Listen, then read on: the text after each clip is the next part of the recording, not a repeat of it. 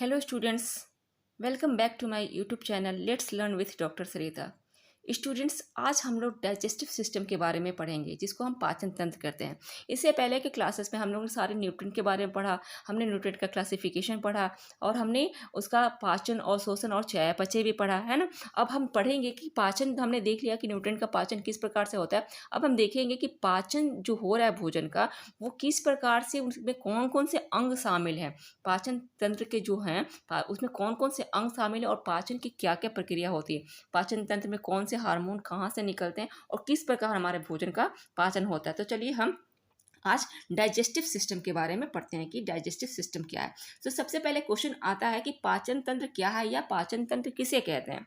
तो जब कॉमन भाषा में अगर हम कहें तो पाचन तंत्र क्या है, जब भोजन का जो तंत्र, जो ऑर्गन भोजन को पचाता है उसी को तो कहेंगे पाचन तंत्र। तो अगर हम डेफिनेशन की बात करें तो पाचन तंत्र भोजन पचाने का कार्य करता है तथा पाचन तंत्र की मदद से ही भोजन के पोषक तत्व में बदलते हुए शरीर को ऊर्जा की आवश्यकता को पूरा करते हैं। जब भोजन पचेगा तभी तो हमारे शरीर में ऊर्जा उत्पन्न होगा। भोजन पचता है और उसका क्या होता है, तब उससे क्या होता है, हमें एटीपी मिलती है और एटीपी से ही तो हमें ऊर्जा प्राप्त होती है।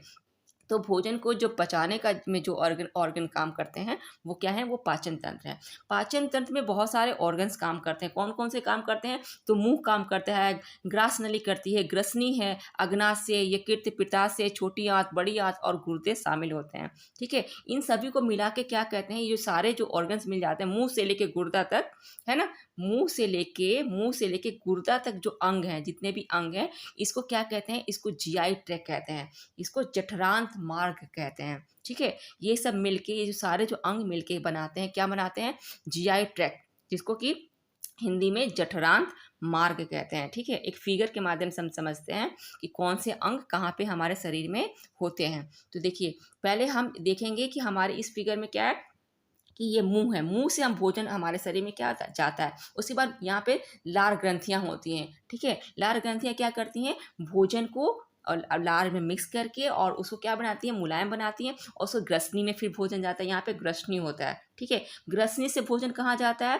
तो ग्रसनी से फिर इसोफेगस में जाता है, यानी कि हमारे आहार नलिका में, या एलिमेंट्री कनाल भी कह सकते हैं, आहार नलिका में जाता है भोजन। उसके बाद हमारे पेट में जाता है, अमाशय में जाता है, फिर कहाँ जाता है, फिर छोटी आंत में जाता है। ठीक है, उसके बाद छोटी आंत में जाता है, फिर बड़ी आंत में जाता है। तो इस प्रकार ये सारे ऑर्गन्स जो हैं हमारे शरीर में पाचन तंत्र है, पाचन के ऑर्गन है, जो कि सब मिलकर के क्या बनाते हैं, पाचन तंत्र बनाते हैं। ठीक है, अब एक यहाँ पे लोग अक्सर कंफ्यूज कर जाते हैं कि ग्रसनी और ये जो है आहार नाल। ठीक है, ग्रसनी और ग्रास नली, ग्रसनी और ग्रास नली में लोग कंफ्यूज कर जाते हैं कि दोनों एक ही है, परंतु दोनों एक नहीं होता है। ये लोग इसी को समझ लेते हैं कि ग्रसनी और ग्रास नली एक ही है, लेकिन क्या होता है, ग्रसनी जो है, ग्रसनी यहाँ से शुरू होती है। ठीक है, ग्रसनी का जो पार्ट है वो ये ग्रसनी है। ग्रसनी का है, ग्रसनी श्वसन मार्ग और आहार नाल के बीच एक स्विच का काम करती है, एक बॉन्ड का काम करती है। ग्रसनी से ही भोजन भी अंदर जाता है और हम सांस जो लेते हैं तो हमारे सांस वायु भी अंदर जाता है। तो दोनों का जो मार्ग है ना, एक ही मार्ग होता है, यानी कि हमारे सांस लेने का जो मार्ग होता है वो हमारे शरीर में जो हम हवा लेते हैं वो उसका मार्ग, और हमारे शरीर में जो भोजन जाता है वो क्या है, वो ग्रसनी है। ठीक है, ग्रसनी के बाद, ग्रसनी से ही सटा होता है ग्रास नली। ठीक है, जिसको कि आहार नाल कहते हैं, या जिसको कि एसोफेगस कहते हैं, यहाँ पे एसोफेगस कह रहे हैं, या जिसको कि हम आहार नाल भी कहते हैं। इसको डिफरेंट डिफरेंट नामों से जाता है। तो आहार नाल क्या होता है ना, आहार नाल एक तरफ ग्रसनी से जुड़ा होता है और एक तरफ किससे जुड़ा होता है, हमारे अमाशय से जुड़ा होता है। आहार नाल एक तरफ ग्रसनी से जुड़ा रहेगा और एक तरफ अमाशय से। जो इसोफेगस है, जो ये इसोफेगस है, एक तरफ ग्रसनी से जुड़ा होता है, दूसरी तरफ हमारे अमाशय से, यानी हमारे पेट से जुड़ा हुआ होता है। ठीक है, अगर हम ग्रसनी की लंबाई की बात करें तो ग्रसनी की लंबाई 12 सेंटीमीटर होती है। कितनी होती है, 12 सेंटीमीटर। लेकिन अगर आहार नाल की बात करें, ठीक है, तो आहार नाल की लंबाई क्या होती है, 23 से 25 सेंटीमीटर होती है। कितनी होती है, 23 से 25 सेंटीमीटर। तो दोनों में यही अंतर है। ग्रसनी क्या होती है, ग्रसनी की लंबाई कम है, 12 सेंटीमीटर। आहार नल क्या, या ग्रास नली की लंबाई कितनी है, 23 से 25 सेंटीमीटर। और ग्रसनी का काम करता है, जो ग्रसनी हमारे शरीर में मुंह और भोजन, हमारे शरीर में हवा और भोजन दोनों को अंदर आहार नाल तक लाने का कार्य करता है। ठीक है, तो यही डिफरेंसेस है दोनों में। अब हम समझ लेते हैं कि आगे हम इसमें हमने देखा कि पोषण हमारे जो है हमारे शरीर में क्या है, जो पाचन तंत्र है, पाचन तंत्र में कौन कौन से ऑर्गन काम कर रहे हैं। तो ऑर्गन हमने देखा क्या कि हमारा मुंह काम कर रहा है, ठीक है। मुंह के बाद हमारा जुलार ग्रंथि काम कर रही है, ग्रसनी काम कर रही है, ग्रास नली काम कर रही है, अग्नाशय अमाशय काम कर रहे हैं, छोटी आंत बड़ी आंत, और हमारे गुर्दे शामिल हैं हमारे किसमें, पाचन तंत्र में, ठीक है। अब हम देखते हैं कि पाचन की प्रक्रिया क्या हो रही है। पाचन की प्रक्रिया क्या होती है, तो पाचन में 6 प्रकार के स्टेप शामिल है। प्रोसेस क्या है, 6 प्रोसेस है डाइजेस्टिव में। क्या है, तो हमारा इंजेशन है, प्रणोदय है, शारीरिक पाचन है, रासायनिक पाचन है, अवशोषण है, और क्या है, अपशिष्ट उन्मूलन है। इंजेशन का मतलब होता है मुंह में भोजन को इंजेक्ट करना, यानी कि मुंह में भोजन को डालना, ठीक है। यहाँ क्या कार्य होता है, जब हम मुंह में भोजन को डालते हैं, नवाला डालते हैं, जिसको तो क्या होता है, हमारे दांत उसमें फिर एक्टिव हो जाते हैं। जब मुंह में भोजन डालते हैं तो दांत एक्टिव हो जाते हैं, उसको दबाते हैं, कुचलते हैं, छोटे छोटे टुकड़ों में तोड़ते हैं, और वहाँ पे मुंह में क्या होता है, लार होती है, ठीक है। लार क्या होता है, वो भोजन में मिक्स होने लगता है, ठीक है। और तब जब लार भोजन में मिक्स होने लगता है तो भोजन का फॉर्म चेंज हो जाता है, उसका रूप चेंज हो जाता है। तब हम उसको क्या कहते हैं, तब जो बोलस कहते हैं, क्या कहते हैं, बोलस। जब लार भोजन में मिक्स हो जाता है तब वो बोलस का रूप धारण कर लेता है, ठीक है। तो ये क्या हो गया, ये इंजेक्शन की प्रक्रिया हो गई। अब बोलस बन गया भोजन, उसके बाद क्या होता है, प्रणोदय होता है। प्रणोदय में ज़्यादा कुछ नहीं होता है, बस भोजन को आगे की तरफ यानी कि पेट की तरफ ढकेला जाता है। तो ये हो गया प्रणोदय की प्रक्रिया। फिर फिजिकल पाचन में क्या होता है, शारीरिक पाचन में क्या होता है, भोजन को छोटे छोटे टुकड़ों में तोड़ते हैं, यानी कि छोटे छोटे टुकड़ों में भोजन को तोड़ दिया जाता है। तो ये क्या कहा जाता है, फिजिकल पाचन होता है। उसके बाद क्या होता है, रासायनिक पाचन होता है।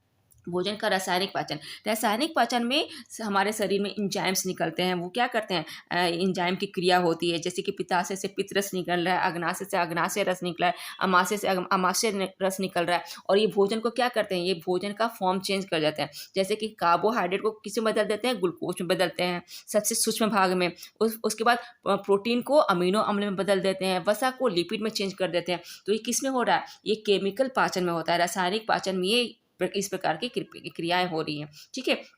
उसके बाद क्या हो रहा है, अवशोषण होता है। जब भोजन पच जाता है तो क्या होता है, पचाए हुए भोजन का अवशोषण होता है, और अवशोषण होकर कहाँ तक हमारे रक्त में मिल जाता है भोजन।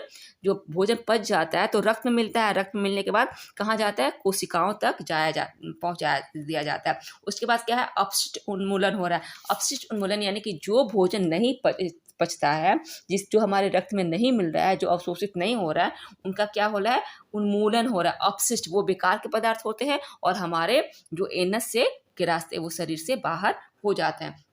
तो इस प्रकार हम यहाँ पे जो पाचन की प्रक्रिया है, पाचन के जो स्टेप्स हैं, प्रोसेस है, उसमें 6 स्टेप्स शामिल हैं। क्या है, इंजेशन है, प्रणोदय है, शारीरिक पाचन है, रासायनिक पाचन है, अवशोषण है, और अपशिष्ट उन्मूलन है, ठीक है। नेक्स्ट हम देख लेते हैं, हमने बात करी थी कि जीआई ट्रैक्ट। जीआई ट्रैक्ट क्या है, तो हमारे मुख से शुरू होकर एनस तक जाने वाली जो नाल है उसको हम क्या कहते हैं, उसको ही हम क्या कहते हैं, एलिमेंट्री कैनाल भी कहते हैं, ठीक है। और ये एलिमेंट्री कैनाल क्या है, यही जीआई ट्रैक्ट है। तो एलिमेंट्री की जो कैनाल होती है, जीआई ट्रैक्ट होता है, क्या उसमें ना, एक मिनट मैं इस फिगर को बड़ा कर दूं। जो एलिमेंट्री कैनाल है इसमें जो आप यहाँ से देखिए, यहाँ पे इसको ये ना जीआई ट्रैक होता है, ये सब क्या है, जीआई ट्रैक है। तो ये जीआई ट्रैक होता है। ये जीआई ट्रैक में क्या पार्ट है, मेन पार्ट है म्यूकेसा है, ठीक है। म्यूकोसा है, सब म्यूकोसा है, मस्कुलर्स है, और सेरोसा है। तो म्यूकेसा का क्या, सबसे जो अंदरूनी जो लेयर है, ये जो लेयर है ये क्या है, म्यूकोसा है। म्यूकोसा में एक हेयर लाइक स्ट्रक्चर होता है। म्यूकोसा को हिंदी में श्लेष्म कहते हैं। श्लेष्म में ही भोजन को क्या कहता है, मुलायम बनाता है, नरम बनाता है। जो म्यूकोसा लेयर है, श्लेष्म लेयर है, वो भोजन को नरम बनाता है। और इस श्लेष्म में क्या होती है, एक बाल लाइक हेयर लाइक संरचना होती है, स्ट्रक्चर होता है, हेयर लाइक स्ट्रक्चर होता है, जिसको हम क्या कहते हैं, विलाई कहते हैं। विलाई कहते हैं। विलाई क्या करता है, ये क्या करता है, विलाई भोजन को ना अपने में बांध के रखता है। और विलाई कहाँ पाया जाता है, विलाई म्यूकोसा में पाया जाता है, यहाँ पाया जाता है। और इसी में ना छोटे छोटे ऐसे हेयर लाइक स्ट्रक्चर होते हैं, ठीक है। विलाई, जिसको हम विलाई कहते हैं, विलाई क्या करता है, भोजन को बांध के रहता है। विलाई, उसके बाद क्या सेकेंड लेयर आता है, सब म्यूकोसा। जो सब म्यूकेसा है, ये क्या है, ये जो सेकंड लेयर है सब म्यूकेसा है। सब म्यूकेसा क्या करता है, म्यूकोसा लेयर को, जो अंदरूनी लेयर है और जो आउटर लेयर है, जो हमारा ये मस्कुलर लेयर है, इसको क्या करता है, इसको जोड़ने का काम करता है। सब म्यूकेसा क्या कहता है, अंदरूनी लेयर, ये जो अंदरूनी लेयर है इसको, और बाहरी लेयर जो हमारा मस्कुलर लेयर है इसको बांधने का काम करता है। तो सब म्यूकेसा का यही काम है, ठीक है, और इसका कोई विशेष काम नहीं है, बाइंड का काम करता है। उसके बाद क्या है, जो सब म्यूकेसा लेयर है, ये जो हमने बताया ना, ये सब म्यूकेसा लेयर, सब म्यूकेसा लेयर में क्या होते हैं, इसी लेयर में क्या होते हैं, धमनी होती हैं, सिराएं होती हैं, ठीक है, इसमें धमनी सिराएं होती हैं, और ये क्या करता है, जो हमारा मस्कुलर लेयर है, ये हमारा जीआई ट्रैक्ट का ना आउटर लेयर है। और इसके बाद क्या होता है, ये सिरोसा है, सिरोसा लेयर क्या करता है ना, हमारे मस्कुलर लेयर को कवर करने का काम करता है, यानी कि सुरक्षा प्रदान करने का काम करता है। जो मस्कुलर लेयर है ना, ये हमारा जो जीआई ट्रैक्ट का सबसे आउटर लेयर है, और ये क्या करता है, मस्कुलर लेयर मतलब फैलता है सिकुड़ता है, फैलता है सिकुड़ता है। तो इस फैलने और सिकुड़ने को भी एक नाम दिया गया है, एक मोशन होता है। तो इस मोशन की वजह से क्या होता है, भोजन हमारे आगे बढ़ता है, भोजन को मतलब मूवमेंट भोजन में होती है, और धकेल धकेल के मतलब शिफ्ट हो के वो कहाँ चला जाता है, आता है पेट में, जाता है हमारे आमाशय में। और जो फैलने सिकुड़ने का जो मोशन होता है हमारे मस्कुलर जो लेयर में, इसको कहते हैं पेरिस्टालसिस मोशन। क्या कहते हैं, इसको पेरिस्टालसिस मोशन कहते हैं। ये क्वेश्चन आता है बार बार कि जो हमारे मस्कुलर जो लेयर होते हैं इसमें कौन सा मोशन होता है जिसके जिसके वजह से भोजन आगे मूव करता है। तो ये मूव कौन सा मोशन है, इसको पेरिस्टालसिस मोशन कहते हैं, ठीक है। तो इस प्रकार जीआई और ये जो सेरोसा है, ये हमारे मस्कुलर लेयर को, ये जो सिरोसा का पार्ट है, ये मस्कुलर लेयर को क्या करता है, प्रोटेक्ट देने का काम करता है। तो इस प्रकार से हमारा जो जीआई ट्रैक्ट में 4 जो पार्ट होते हैं, कौन कौन से, म्यूकोसा, सब म्यूकोसा, मस्कुलर्स और सेरोसा। इस प्रकार हमने जीआई ट्रैक्ट के बारे में देखा कि जीआई ट्रैक्ट क्या। अब हम आ जाते हैं अपने पाचन तंत्र के पहले ऑर्गन पे। पहला जो ऑर्गन क्या है, वह मुंह है ना। क्या हमने देखा था कि पहला ऑर्गन क्या है, मुंह है। तो मुंह भोजन के पाचन के लिए सबसे पहली प्रक्रिया कहाँ से शुरू होती है, मुंह से शुरू होती है। और मुंह में क्या होता है, मुंह में गुहा होता है, दांत होते हैं, लार होते हैं, लार पाया जाता है। यहाँ भोजन को दबाया जाता है, कुचला जाता है, और लार में मिक्स करके क्या बन जाता है, बोलस बन जाता है। अब लार की अगर बात करें तो लार में क्या होती है, 6 ग्रंथियां होती हैं, एक तरफ 3 और दूसरी तरफ 3, ठीक है। इसको थोड़ा सा बड़ा कर देते हैं, हम समझते हैं कौन कौन सी लार ग्रंथियां हैं। तो देखिए, जो सबसे बड़ी लार ग्रंथि है उसको क्या कहते हैं, पायरोटिड ग्लैंड कहते हैं। क्या है, पायरोटिड ग्लैंड। ये जो ग्लैंड है ना, ये पायरोटिड ग्लैंड है, ठीक है। ये सबसे बड़ी लार ग्रंथि होती है। पायरोटिड ग्लैंड जो होता है वो सबसे बड़ी लार ग्रंथि होती है। उसके बाद क्या आता है, सब मंडिबुलर ग्लैंड, ठीक है, ये है सब मंडिबुलर ग्लैंड, ठीक है, ये बीच की लार ग्रंथि है। उसके बाद है सब लिंगुअल ग्लैंड, छोटी लार ग्रंथि। तो एक तरफ 3 होती है और दूसरी तरफ 3 होती है। अगर हम एक एडल्ट व्यक्ति की बात करें तो एक एडल्ट व्यक्ति में 1.5 लीटर जो होता है, 1.5 लीटर क्या निकलता है, लार निकलता है पर डे। अगर एक एडल्ट की बात करें तो 1.5 लीटर लार प्रतिदिन निकलता है, और बच्चों में इससे भी बहुत ज़्यादा निकलता है। और ये लार क्या काम करते हैं, तो लार हमारे भोजन को क्या करते हैं, उसमें जो मिक्स हो जाता है लार हमारे भोजन में, और भोजन को क्या बनाता है, बोलस बनाता है। लार में और भी काम होता है कि लार में एक तरह का लाइसोसोम पाता है, लाइसोजाइम पाता है। लाइसोजाइम क्या होता है, वो लार में एक पदार्थ होता है जो कि कीटाणुओं को मारने का काम करता है। हमारे भोजन में के साथ जो कीटाणु हमारे मुंह में प्रवेश कर जाते हैं हमारे हाथों के माध्यम से या भोजन के माध्यम से, तो उसको लाइसोजाइम मारते हैं, ठीक है। तो लाइसोजाइम का काम होता है मुंह में कीटाणुओं को मारना। उसके बाद अलावा भी लार में एक और पदार्थ पाया जाता है जिसको कहते हैं क्यूलिन कहते हैं। क्या कहते हैं, क्यूलिन। क्यूलिन एक प्रकार का चिपचिपा पदार्थ है, ठीक है। क्यूलिन एक प्रकार का जो है चिपचिपा पदार्थ है जो कि भोजन को क्या बनाता है, चिपचिपा बनाता है। और यही क्यूलिन भोजन से चिपचिपा होने के बाद भोजन किस में कन्वर्ट हो जाता है, तो भोजन बोलस में कन्वर्ट हो जाता है, ठीक है। लार में हमने देखा कि टाइलिन जो एंजाइम में पाई जाती है जो कि स्टार्च के पाचन के लिए महत्वपूर्ण है। और स्टार्च का पाचन कितना होता है लार के द्वारा, टाइलिन एंजाइम के द्वारा 30% जो स्टार्च होता है, कार्बोहाइड्रेट, उसका पाचन मुंह में ही होता है, जो जिसमें कि टाइलिन नामक एंजाइम काम करवाता है। इसके अलावा लार में पाया जाता है लाइसोजाइम और क्यूलिन भी पाया जाता है। लाइसोजाइम क्या काम करता है, बैक्टीरिया को मारता है, कीटाणुओं को मारने का काम करता है। जो भोजन में के माध्यम से कीटाणु हमारे शरीर में प्रवेश करते हैं, हमारे हाथों के द्वारा जो प्रवेश करते हैं, उनको लाइसोजाइम मारने का काम करता है। उसके अलावा क्यूलिन क्या करता है, क्यूलिन हमारे भोजन को चिपचिपा रूप प्रदान करता है, जिसकी वजह से भोजन हमारे बोलस में कन्वर्ट हो जाता है। ठीक है। अब नेक्स्ट हम ऑर्गन की बात करें तो जो पाचन ऑर्गन है नेक्स्ट क्या है, इसोफेगस है, जिसको कि ग्रास नली कहते हैं। ग्रास नली में ज़्यादा कुछ नहीं होता है। ग्रास नली में भोजन को आगे मूव किया जाता है। ग्रास नली में एक मूवमेंट होती है। जैसे ग्रास नली क्या होता है, फैलता है, सिकुड़ता है ना। फैलने सिकुड़ने की इस मोशन को कहते हैं पेरिस्टालसिस मोशन। क्या कहते हैं, पेरिस्टालसिस मोशन। और इस पेरिस्टालसिस मोशन के द्वारा भोजन आगे की तरफ मूव करता है। भोजन ये आगे बढ़ाने में काम करता है। अब भोजन जब आगे बढ़ता है तो कहाँ जाता है, आमाशय में जाता है। ठीक है, आमाशय में भोजन आगे जाता है तो उस मोशन को क्या कहते हैं, पेरिस्टालसिस मोशन। और पेरिस्टालसिस मोशन कहाँ होती है, तो इसोफेगस में होती है। ठीक है, भोजन बोलस के रूप में आगे चला जाता है, कहाँ, आमाशय में जाता है, और इसका अन्य कोई कार्य नहीं है। हमारा नेक्स्ट जो अंग है, जो पाचन अंग है, वो क्या है, आमाशय है।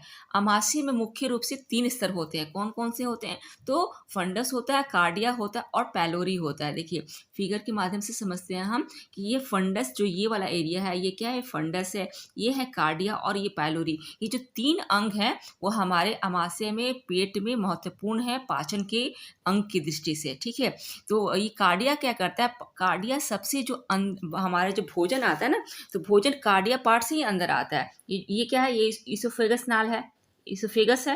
तो इसोफेगस हमारा जो आमाशय होता है, एक तरफ इसोफेगस से जुड़ा होता है और दूसरी तरफ किससे जुड़ा होता है, छोटी आंत से जुड़ा हुआ होता है। ठीक है, जो पेट हमारा है, एक तरफ किससे जुड़ा होता है, आहार नाल से, और दूसरी तरफ जुड़ा होता है, इधर से जुड़ा होता है छोटी आंत से। और इस जो पेट है, आमाशय है, इसमें 3 जो अंग है पाचन की दृष्टि से महत्वपूर्ण है, फंडस, कार्डिया और पैलोरी।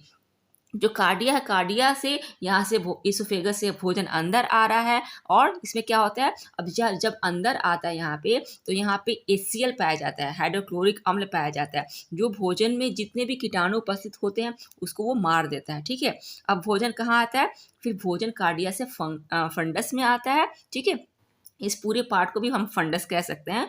फंडस में भोजन आता है। अब भोजन यहाँ पे क्या है, भोजन अम्लीय हो जाता है। क्यों अम्लीय हो जाता है, क्योंकि यहाँ पे पेट में, हमारे आमाशय में क्या पाया जाता है, हाइड्रोक्लोरिक अम्ल पाया जाता है ना, HCl पाया जाता है।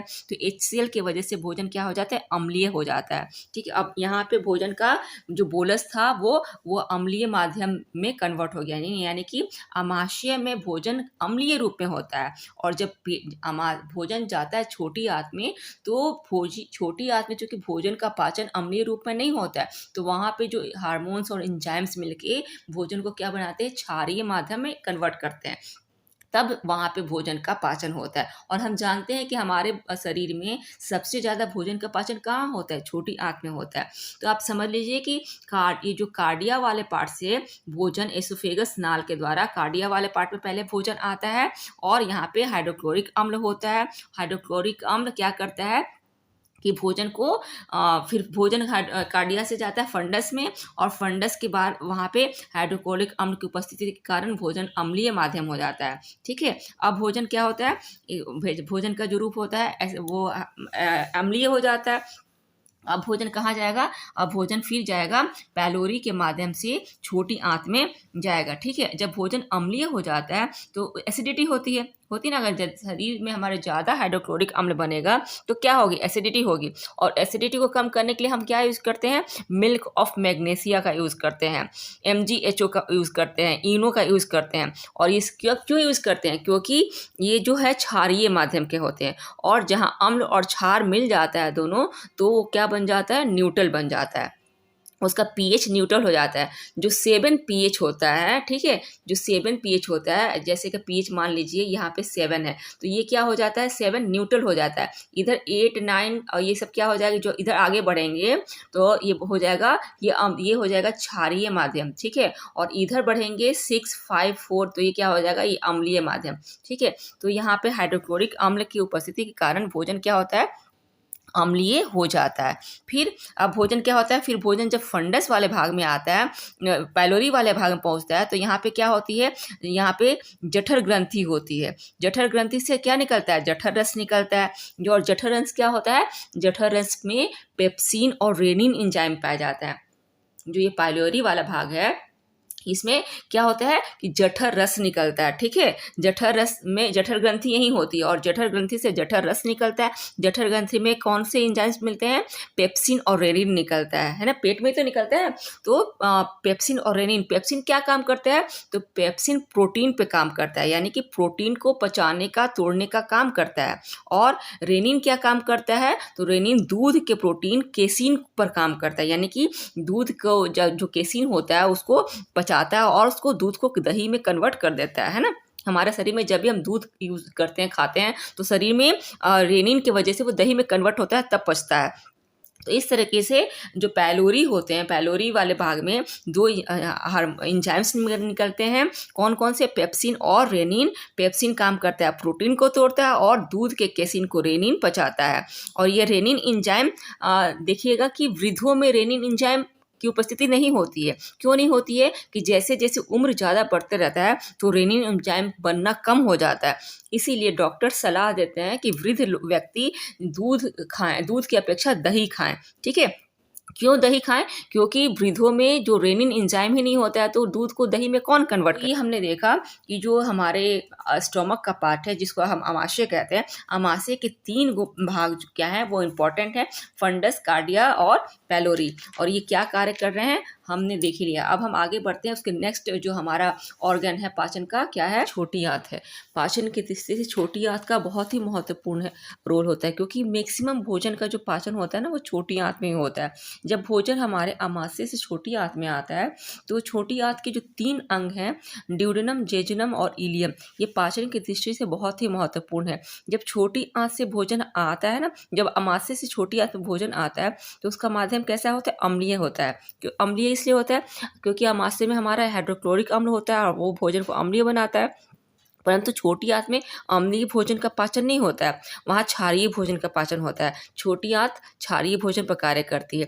तब अब क्षारीय भोजन का पाचन कैसे होगा, तो इसके लिए छोटी आंत से 2 हार्मोन निकलते हैं। ठीक है, उसके ड्यूडेनम वाला पार्ट से, जो ड्यूडेनम कहाँ होता है, सबसे ऊपरी पार्ट होता है। जो छोटी आंत का सबसे ऊपरी जो पार्ट होता है वो ड्यूडेनम होता है। तो ड्यूडेनम वाले पार्ट से 2 क्या निकलते हैं, हार्मोन निकलते हैं। कौन कौन से 2 हार्मोन, तो एक को कहते हैं कोलिसिस्टोकाइनिन और दूसरे को कहते हैं सिक्रेटिन। एक क्या है, कोलिसिस्टोकाइनिन और दूसरा सिक्रेटिन। ये दोनों हार्मोन कहाँ से निकलते हैं, छोटी आंत के ड्यूडेनम वाले पार्ट से। ठीक है, अब देखिए जो दोनों हार्मोन हैं तो यही क्या करेंगे, यही बदलने का काम करेंगे। जो हमारा अम्लीय माध्यम का जो भोजन है उसको क्षारीय माध्यम में बदलेंगे। कैसे बदलेंगे, तो जो कोलिसिस्टोकाइनिन है वो क्या कहता है, वो छोटी आंत के पास गॉल ब्लैडर पाया जाता है। ठीक है, गॉल ब्लैडर में बाइल रस होता है जिसको कि पित्त रस कहते हैं। तो कोलिसिस्टोकाइनिन गॉल ब्लैडर से पित्त रस का सिक्रेट करेगा, पित्त रस निकालेगा। ठीक है, और सिक्रेटिन एंजाइम क्या करेगा, पेंक्रियाज से निकालेगा एलएटी मतलब लाइपेज, इमाइलेज और ट्रिप्सिन। ठीक है, कहाँ से निकल रहा है लाइपेज, इमाइलेज और ट्रिप्सिन, तो ये निकल रहा है पेंक्रियाज से। और कौन निकाल रहा है, कौन मदद कर रहा है, तो सिक्रेटिन हार्मोन है। सिक्रेटिन हार्मोन मदद कर रहा है पेंक्रियाज से 3 जो हैं हमारे एंजाइम्स निकालने के लिए। कौन कौन से, लाइपेज और एमाइलेज और ट्रिप्सिन। ठीक है, तो ये क्या मदद करते हैं, ये करते हैं जो हमारा अम्लीय माध्यम का भोजन है, जो हमारा अमाशय से आया है छोटी आंत में, तो उसको कन्वर्ट कर देते हैं। किस में कन्वर्ट करते हैं, क्षारीय माध्यम से। और तब पचता है, जो लाइपेज और एमाइलेज और ट्रिप्सिन है, तब भोजन को पचाते हैं। ठीक है, बाइल बाइल देखिए, बाइल जो हमारे गोल ब्लैडर में इकट्ठा होता है, लेकिन बनता कहाँ है बाइल, बाइल लीवर में बनता है, हमारे यकृत में बनता है, लेकिन स्टोर होता है गोल ब्लैडर में। ठीक है, इसीलिए कभी कभी होता है ना कि हमारे गोल ब्लैडर में प्रॉब्लम होती है तो गोल ब्लैडर निकाल दी जाती है, लेकिन फिर भी बाइल रस तो बनता ही है ना। बाइल क्या काम करता है, बाइल वसा को पचाने का काम करता है। अगर बाइल नहीं रहेगा, पित्त रस नहीं रहेगा, तो वसा का पाचन संभव नहीं है। ठीक है, और बाइल का माध्यम क्षारीय होता है, इसलिए वो छोटी आंत में क्षारीय माध्यम से चूँकि पाचन होता है, तो बाइल के माध्यम से पाचन होता है, ठीक है। तो इस प्रकार छोटी आंत में सबसे महत्वपूर्ण बात है कि छोटी आंत में पाचन कैसे होता है, तो क्षारीय माध्यम से होता है। और क्षारीय माध्यम को कौन कन्वर्ट करता है, तो 2 हार्मोन निकलते हैं ड्यूडेनम वाले पार्ट से, छोटी आंत के ड्यूडेनम वाले पार्ट से, कोलेसिस्टोकाइनिन और सिक्रेटिन, ठीक है। कोलेसिस्टोकाइनिन क्या करता है, पित्त रस को सिक्रिएट करता है गोल ब्लैडर से, और सिक्रेटिन क्या करता है, पैंक्रियाज से लाइपेज, एमाइलेज और ट्रिप्सिन को सिक्रेट करता है। अब लाइपेज, इमाइलेज और ट्रिप्सिन क्या करते हैं, लाइपेज क्या करता है, वसा को तोड़ता है, वसा को पचाने का काम करता है, इमाइलेज कार्बोहाइड्रेट को पचाने का काम करता है, और ट्रिप्सिन किसको पचाता है, प्रोटीन को पचाता है। इस प्रकार सारा भोजन पच जाता है, ठीक है। अब भोजन कहाँ, ड्यूडेनम से कहाँ निकल के आ गया, जब भोजन पच जाता है तो जेजुनम में जाता है। जेजुनम में क्या होता है, जेजुनम में भोजन को फैला दिया जाता है, यानी कि जेजुनम मोस्टली काम क्या करता है, भोजन को फैला देता है, और यहाँ पे भोजन 3 से 4 घंटे स्टोर रहता है, ठीक है। और उसके बाद कहाँ जाता है भोजन, इलियम में जाता है। जो पचा हुआ भोजन है इलियम में जाता है। इलियम में एक हेयर लाइक स्ट्रक्चर होता है जिसको विलाई कहते हैं। विलाई सभी पोषक तत्वों को सोख लेती है, अवशोषित कर लेती है और रक्त में मिला देती है। इस प्रकार भोजन का अवशोषण, पाचन और अवशोषण हो जाता है। अब जो भोजन नहीं पचा होता वो कहाँ जाएगा, तो बड़ी आंत में जाता है। और बड़ी आंत में क्या होता है, बड़ी आंत में सिर्फ पानी का अवशोषण होता है, बड़ी आंत पानी को अवशोषित कर लेती है, और जो रेस्ट भोजन का पाचन नहीं हुआ है उसको क्या करती है, जो मलाशय होता है वहाँ पे स्टोर करते हैं, और जब हम मल विसर्जित करने जाते हैं तो हमारे वहाँ से निष्कासित हो जाता है, मल द्वार से जो अपचा भोजन होता है वो निष्कासित होता है। तो इस प्रकार हमने देखा क्या कि पाचन में कौन कौन से अंग होते हैं और किस प्रकार पाचन करते हैं। और आपको एक और बात बतानी है कि जब हम अगर छोटी आंत की हम चौड़ाई की बात करें तो छोटी आंत 1.5 इंच चौड़ी होती है। कितनी चौड़ी होती है, तो 1.5 इंच, और लंबाई होती है 6 से 7 मीटर।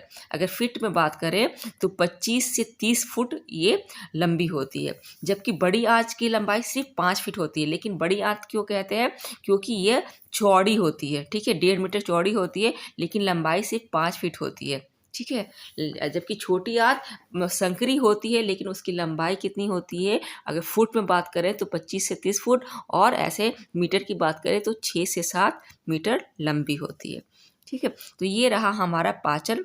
इस प्रकार हमारे शरीर में भोजन का पाचन होता है, और ये विभिन्न अंग उसमें कार्य कर रहते हैं। एक बार हम शुरू से रिवाइज कर लेते हैं कि हमने क्या देखा। हमने देखा कि हमारे जो डाइजेस्टिव सिस्टम है, हमारा जो पाचन जो अंग है उसको हम पाचन अंग क्यों कहते हैं, क्योंकि यहाँ पे हमारे द्वारा खाए गए भोजन का पाचन होता है, ठीक है, और अवशोषण भी होता है। और पाचन अंग में क्या काम करते हैं, कौन कौन से अंग होते हैं, तो मुंह होता है, ग्रसनली होता है, ग्रसनी होता है, अग्नाशय, यकृत, पित्ताशय, छोटी आंत, बड़ी आंत और गुर्दे इसमें कार्य करते हैं, ठीक है। उसके बाद हम लोगों ने क्या देखा कि पाचन की प्रोसेस में क्या कौन कौन से स्टेप्स हैं, यानी कि प्रोसेस ऑफ डाइजेशन क्या है, तो इंजेशन है, प्रणोदय है, शारीरिक पाचन, रासायनिक पाचन, अवशोषण और अपशिष्ट, ठीक है। इंजेक्शन में हमने देखा कि जब हम मुंह में भोजन को लेते हैं तो इंजेक्ट करते हैं, यानी कि अंदर डालते हैं, तो क्या उसको हम क्या कहते हैं, उसको हम लोग इंजेक्शन कहते हैं। जब मुंह में भोजन डाला जाता है तो वो इंजेक्शन की प्रक्रिया होती है, यानी कि मुंह में भोजन को इंजेक्ट कर रहे हैं, मुंह में भोजन को डाल रहे हैं, तो वो मुंह में डालने के साथ ही क्रियाएं प्रारंभ होती है, दांत के द्वारा कुचला जाने लगता है। उसके बाद क्या होता है, जब दांत द्वारा हम कुचल लेते हैं भोजन तो वहाँ से लार होता है, लार उसमें मिक्स होने लगता है, और भोजन को क्या करते हैं, मुलायम बनाते हैं। और लार में क्या होता है, लार में और ट्रिप्सिन एंजाइम पाए जाते हैं, जहाँ पे स्टार्च का पाचन वो करते हैं। 30% स्टार्च का जो कार्बोहाइड्रेट का पाचन मुंह में ही हो जाता है। उसके अलावा लार में और क्या मिलता है, तो लाइजोजाइम पाया जाता है। लाइजोजाइम हमारे मुंह में कीटाणुओं को मारने का काम करते हैं। जो कीटाणु भोजन के द्वारा हमारे हाथों के माध्यम से पहुंच जाते हैं मुंह में, तो उसको लाइजोजाइम मार देते हैं वहीं पे। उसके बाद लार में क्या होता है, क्यूलिन होता है। क्यूलिन के कारण ही हमारा भोजन चिपचिपा होता है, और तब वो किस में बदल जाता है, तब बोलस में बदल जाता है। फिजिकल डाइजेशन में देखा कि भोजन को क्या करते हैं, छोटे छोटे टुकड़ों में तोड़ दिया जाता है फिजिकल पाचन में। उसके बाद केमिकल पाचन देखा हम लोगों ने कि हाँ, हमारे शरीर में जितने भी इंजाइम्स निकल रहे हैं, अग्नाशय, पित्ताशय, हाँ, और पेट से जो भी निकल रहा है इंजाइम्स, तो इंजाइम्स की क्रिया होती है, उसको हम रासायनिक पाचन कहते हैं। फिर भोजन का क्या होता है, अवशोषित कर लिया जाता है इलियम द्वारा। इलियम में जो विलाई होती है, विलाई हमारे भोजन को क्या करती है, सोख लेती है, ऑब्जॉर्ब करती है और रक्त में मिला देती है। उसके बाद जो भोजन नहीं पचा होता है तो वो हमारे क्या होता है, अपशिष्ट पदार्थ के रूप में बाहर निकल जाता है। उन्होंने देखा था कि जीआई ट्रैक्ट क्या होता है। जीआई ट्रैक्ट में हमने देखा था कि 4 जो होते हैं उसके अंग महत्वपूर्ण होते हैं जीआई ट्रैक्ट के, जो कि क्या है, म्यूकेसा है, सब म्यूकेसा है, मस्कुलर्स है और सीरोसा है। म्यूकेसा सबसे अंदरूनी लेयर है ना। हमने देखा कि म्यूकेसा क्या है, सबसे अंदरूनी लेयर है, जिसमें कि हेयर लाइक स्ट्रक्चर विलाई होते हैं जो भोजन को क्या कहते हैं, अवशोषित करके रक्त में मिला देते हैं। उसके बाद सब म्यूकेसा लेयर देखा था हमने कि जो सेकेंड लेयर है वो सब म्यूकेसा है। सब म्यूकेसा में क्या है, धमनी और सिराएं होती हैं और ये क्या करता है, सब म्यूकेसा हमारा जो म्यूकेसा लेयर है और मस्कुलर लेयर है उसको आपस में बाइंड करने का काम करता है। फिर हमने देखा कि लास्ट लेयर है, जो ऊपरी लेयर है वो क्या है, वो मस्कुलर लेयर है। मस्कुलर लेयर क्या करता है, वो मूवमेंट का काम करता है, यानी कि फैलता है और सिकुड़ता है, जिसमें कि एक मोशन होता है जिसको कि पेरिस्टाल्सिस मोशन कहते हैं। क्या कहते हैं, पेरिस्टाल्सिस मोशन कहते हैं। इस मोशन के द्वारा ही भोजन आगे की तरफ मूव करता है, यानी कि ढकेला जाता है और हमारे तब कहाँ पहुंचता है, भोजन आमाशय में पहुंचता है। उसके बाद हमने देखा कि एक क्या होता है, सिरोसा लेयर होता है। सिरोसा लेयर क्या करता है, हमारे मस्कुलर लेयर को कवर करने का काम करता है, यानी कि उसको प्रोटेक्शन प्रदान करने का काम करता है। उसके बाद हम लोगों ने देखा था कि हमारा जो मुंह आता है, मुंह में हमारा पाचन किस प्रकार से होता है, दांत और लार की मदद से किस प्रकार भोजन को दबाया कुचला जाता है और लार बोलस का रूप धारण कर लेता है। फिर हमने ये देखा कि हमारे जो लार ग्रंथियाँ होती हैं 6 होती हैं, एक तरफ 3 और दूसरी तरफ 3, ठीक है। और उसके बाद हमने देखा कि लार से क्या निकलती है, टाइलिन एंजाइम निकलती है जो कि स्टार्च को पचाने का काम करती है। इसके अलावा लार में क्या निकलता है, लाइजोजम और क्यूलिन पाया जाता है। लाइजोजम कीटाणुओं को मारने का काम करता है, साथ ही क्यूलिन क्या करता है, भोजन को चिपचिपा बनाता है। फिर भोजन कहाँ पहुंचता है, इसोफेगस नली में पहुंचता है। इसोफेगस नली क्या करता है, भोजन को आगे बढ़ाता है, आमाशय की तरफ मूव करता है ना। इसोफेगस जो नली होते हैं उसी में तो पेरिस्टाल्सिस मोशन होता है, जो कि भोजन को आगे की तरफ ले जाता है। फिर भोजन कहाँ पहुँचता है, आमाशय में पहुँचता है। आमाशय के 3 स्तर होते हैं, कौन से, फंडस, कार्डिया और पैलोरी। जो कार्डिया वाले लेयर होते हैं वहीं से भोजन कहाँ पहुँचता है, हमारे आमाशय में पहुँचता है। उसके बाद फंडस में भी जाता है। फंडस में क्या होता है, भोजन 3 से 4 घंटा वहाँ फंडस में भोजन रहता है। और फंडस में ही एक स्ट्रक्चर पाई जाती है जिसको कहते हैं रूजी। ये जो फंडस है ना, फंडस में एक स्ट्रक्चर पाई जाती है जिसको कहते हैं रूजी। और रूजी क्या करता है, हमारे जो ये बाहर वाला जो लेयर है, जो आउटर ये लेयर है ना, ये हमारा जो उधर का जो आउटर लेयर है, इसको रूजी प्रोटेक्ट करता है। किससे, हाइड्रोक्लोरिक अम्ल से। अगर रूजी नहीं रहेगा तो हाइड्रोक्लोरिक जो अम्ल है, जो एसिड है, इतना स्ट्रॉन्ग होता है कि हमारी जो पेट का जो ना लेयर है उस तरह से खराब हो जाएगा। तो फंडस में फिर भोजन आता है। फिर भोजन कहाँ जाता है, पैलोरी में जाता है, ठीक है। और पैलोरी के माध्यम से फिर क्या होता है, पैलोरी में कौन कौन से एंजाइम निकलते हैं, तो पैलोरी वाले भाग में क्या निकलता है, पेप्सिन और रेनिन। पेप्सिन और रेनिन प्रोटीन पे कार्य करते हैं, पेप्सिन प्रोटीन पे कार्य करता है और रेनिन दूध के प्रोटीन केसिन पे कार्य करता है, उसको पचाने का काम करता है। फिर यहाँ से भोजन कहाँ जाता है, यहाँ से भोजन फिर जाता है हमारे छोटी आंत में। छोटी आंत में क्या होता है कि छोटी आंत में 3 महत्वपूर्ण अंग होते हैं, कौन कौन से, तो ड्यूडेनम, जेजिनम और इलियम होते हैं, ठीक है। और ड्यूडेनम वाले पार्ट में क्या होता है कि 2 हार्मोन निकलते हैं, कौन कौन से, कोलिसिस्टिकाइनिन और सिक्रेटिन। और कोलिसिस्टिकाइनिन और सिस्टेटिन क्या करता है, कोलिसिस्टिकाइनिन हमारे जो ड्यूडेनम वाले पार्ट से निकलते हैं और क्या करते हैं, गोल ब्लैडर से कोलिसिस्टिकाइनिन क्या करता है, वो सिक्रिएट करता है पित्तरस, जिसको बाइल कहते हैं। और सिक्रेटिन क्या करता है, पैंक्रियास को कहता है कि वो सिक्रेट करे एलएटी, यानी कि लाइपेज, एमाइलेज और ट्रिप्सिन। और क्या होता है, जो हमारे कोलिसिस्टिकाइनिन और सिक्रेटिन क्या है, वो हमारे भोजन को अम्लीय से क्षारीय में कन्वर्ट कर देते हैं, वो जो हार्मोन क्षारीय में कन्वर्ट करते हैं। फिर क्या करता है, ये जो हमारा एलएटी है, एलएटी, लाइपेज, एमाइलेज और ट्रिप्सिन, ये भोजन को जब क्षारीय माध्यम में हो जाता है तो उस पर कार्य करते हैं और वसा का पाचन करता है, कौन, लाइपेज। एमाइलेज कार्बोहाइड्रेट का पाचन करता है और ट्रिप्सिन किसका पाचन करता है, प्रोटीन का। इस प्रकार हमारा भोजन पच जाता है और पचा हुआ भोजन कहाँ जाता है, जेजुनम में जाता है, जहाँ पे भोजन को फैलाया जाता है, वहाँ पे भोजन फैला रहता है। उसके बाद भोजन इलियम में जाता है और इलियम में क्या होता है, एक विलाई जो कि हेयर लाइक बालनुमा संरचना होती है, वो भोजन को, अवशोषित भोजन को क्या करती है, पचित भोजन को ऑब्जॉर्ब कर लेती है, अवशोषित करके रक्त में मिला देती है। इस प्रकार भोजन का पाचन हो जाता है। ये तो सारे अंग पाचन में काम करते हैं। उसके बाद जो अपचा भोजन होती है, वो कहाँ जाता है? तो वो जाता है हमारे बड़ी आँत में, ठीक है? बड़ी आँत में क्या होता है? वहाँ पानी का अवशोषण होता है और जो अपचा भोजन है, वो कहाँ होता है? वो मलाशय में स्टोर हो जाता है और मलाशय से जब हम शौच करने जाते हैं तो शौच के द्वारा बाहर निकल जाता है। तो ये पाचन की सारी प्रक्रिया थी और पाचन में ये इस इतने प्रकार के जो अंग हैं हमारे कार्य करते हैं, ठीक है? तो आई होप आपको क्लास समझ में आया होगा। आज के लिए इतना ही। Thank you so much.